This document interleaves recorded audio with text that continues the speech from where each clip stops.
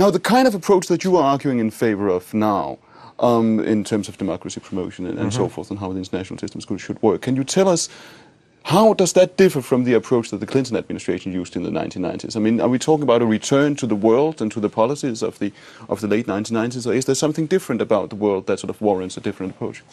I think that overall there is something different about the world, not in the sense that everybody explained after September 11th that, you know, we're living in a world with this constant danger of nuclear terrorism. I think the big difference is that in this whole area from North Africa through sub-Saharan Africa and the Middle East, you're dealing in a weak state world, basically, where the currency of global politics in the 20th century is not going to work. That is to say, conventional military power. 20th century politics was all about Germany, Japan, former Soviet Union, the United States, big powers, centralized, powerful states. And in that kind of world, the balance of power and conventional military power worked. Today, you've got Palestine, Iraq, Lebanon, Somalia, all of these places, incredibly weak states.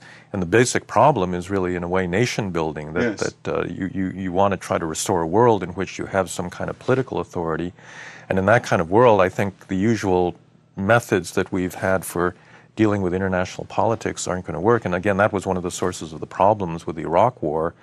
You're trying to use this conventional military tool to solve a problem that was essentially a nation-building problem, and it just didn't work very well.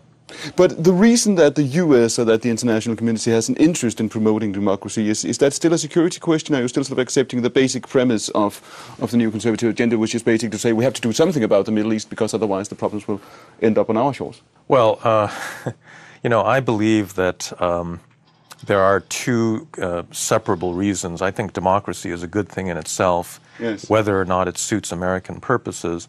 And I think overall, on average, democracy has been a good thing in terms of American foreign policy interests.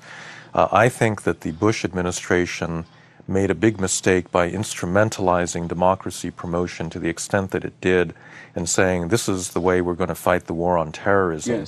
I don't think it was good for American foreign policy because it just makes you look hypocritical when Hamas or Hezbollah wins an election and you disavow that. And it's also not good for democracy promotion because it makes all of the true Democrats in the Middle East extremely reluctant to take any American support because they don't want to look like they're the tools of American foreign policy. So I think that it's actually better for the United States to follow a foreign policy that includes some degree of democracy promotion, not make it as central, and for the democracy promoters to go ahead and do their thing quite independently because it's a worthwhile objective, again, whether it suits American interests or not.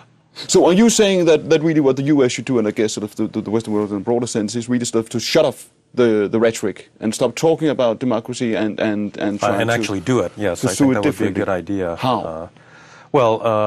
We have had a lot of tools available. You think about the Orange Revolution, the people behind that revolution got a tremendous amount of international support, both from Europe and from the United States. Civil society support, support for free media, election monitoring. During December 2004, you know, they had a second snap election. The international community could provide election monitors all over Ukraine. And one of the reasons the Orange Revolution happened was because of that kind of external assistance. And so I think that sort of thing, you know, is quite powerful and important. And I think those are the main tools we're going to have in the future. You seem, if I understand you correctly, sometimes you seem to be arguing for sort of a two-track model. You're saying we should sort of try engagement, we should try to, you know, expand trade and basically work with the government that is there, which I then suppose is, you know, both Beijing and Tehran in that sense. But at the same time, you're talking about, you know, speaking to the opposition and encouraging the opposition. Can that be done? Can you have that kind of two-track model? I think we do that all the time. Does it work?